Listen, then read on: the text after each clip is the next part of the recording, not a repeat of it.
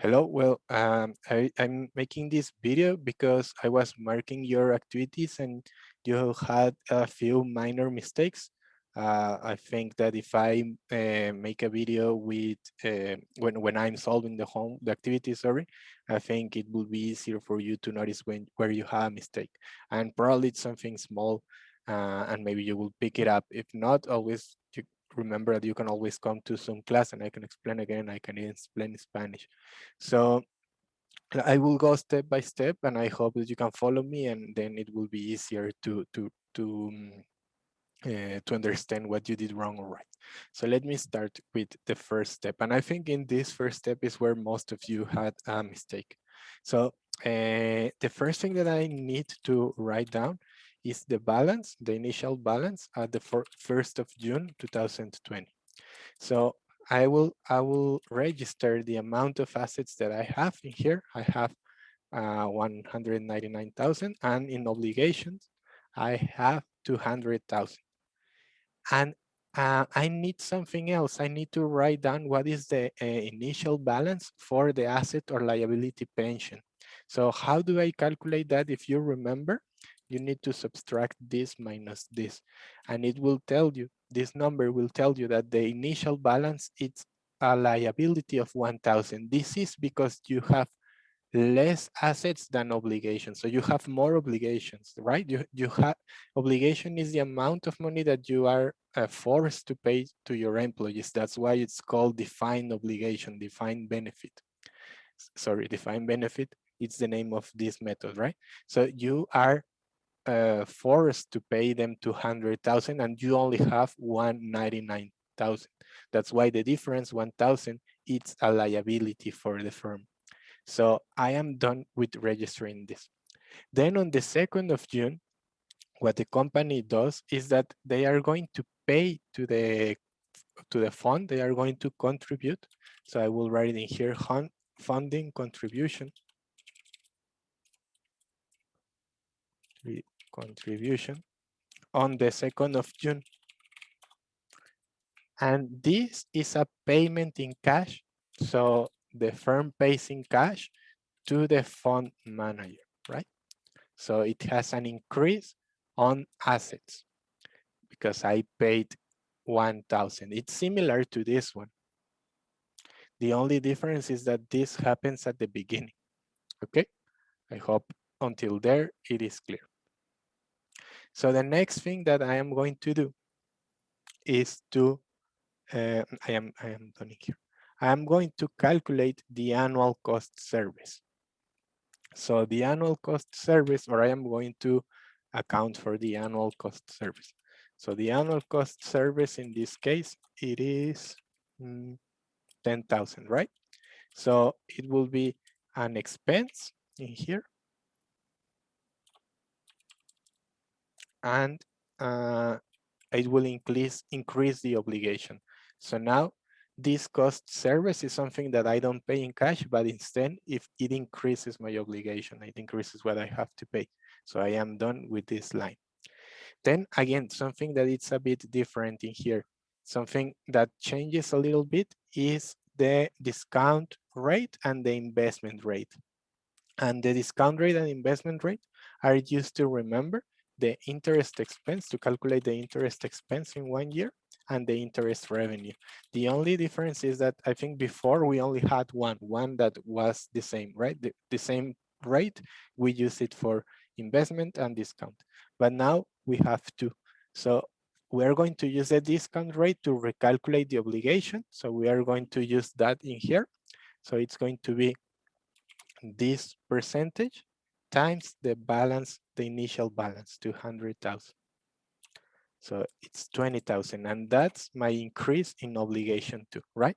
So this is my way to register that after 1 year, I have more obligations, right? Because this obligation is, it increases over time, right? And then interest revenue. Interest revenue is different because this one is calculated according to the assets that I have and using this rate. In this case, it's different from the one that we did in the one that I did in YouTube, because now I am going to use this rate. So in here, I am going to get the balance in assets, multiplying it times minus the investment rate. Why minus? Remember, because in this logic, if the number is positive, it's on the left side, and if it is a credit, and if it is on the right side, it is a debit on the right. If it is negative, it is on the right side, it is a debit. So interest revenue is 17,910. It is negative because it's a income. And in here, it will appear as positive because it's an increase on my assets. So in 1 year, my assets are invested, of course, in this fund, and they pay this revenue. So I have more assets. So I am done until here. And then the next thing that I need to account for is the yearly contribution. I think everyone got this one right, correct? I think I can remember yearly contribution. And the yearly contribution is a payment of 50,000 in cash. And that is a direct increase on the assets, right? It's very simple. And the next thing is benefits paid to retirees. So benefits paid to retirees during 2020. So it will be only a movement in here. I pay, so I have less obligation, but since I pay, I have less assets. So until here, so far so good. So now I had in here what I call the journal entries, because this is the number that I care about, because I am going to do the journal entry with these numbers. So that's why this is very important. But also I always wrote in here the balance on December 31 of the same year. So I can do two things. First thing that I can do is to calculate the balance at the end of the year. So I just add up all these numbers and I have this and the same in here. So then here I can just calculate the difference like this. And with this number, I know that by the end of the year, I started with a liability of 1,000 and I need to finish with an asset of 2,910, right? So this, I started like this and I will finish like this. So I need to do something in here. And then I also need to add up all these numbers. So I do the same in here for the journal entries, and I do the same for cash. So in the end, I finish my year with minus 16,000 in cash and expenses of 12,090 pesos. So you can do two things. One thing that you can do is to find the number that you need to get to this final balance. So if this is your initial balance and you need to reach this balance, what number should you write? So what you can do is this minus this, right? So if you have, like, maybe I can write it in here and it can be easier for you to find out what am I talking about. So if this is the asset or liability pension, and you start with a liability of 1,000, and you need to finish in the final balance with 2,910, what do you need to do? You need to do a credit of 3,910, right? That is exactly what you are doing in here. And the other way to find out the same thing is to do it like this. You need to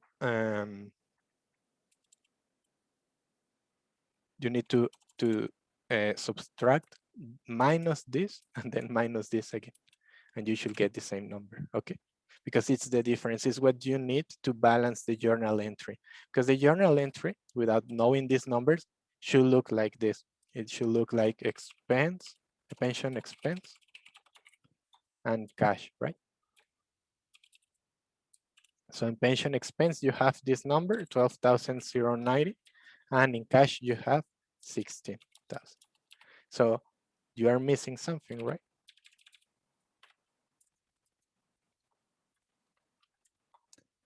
What you are missing in this case is the asset or liability, right? So it will be a pension asset of the difference, and the difference is, well, it will be 16,000 minus 12,090 like this, and then you have a balance. So that's what you are doing in here with this operation that I gave you. You are getting the balance. So this is the cool thing about this exercise and this methodology, because it will always come into balance. Whether you do it with the final balance of the year from the memo record, or whether you try to balance the journal entry with the accounts that you know. This is the only one that you will not know until the end, that you need to find it out. So from both ways, I think you can find it. I hope you find this interesting, because I think you need it to continue with activity 2, and I think it's worth watching this video. So see you.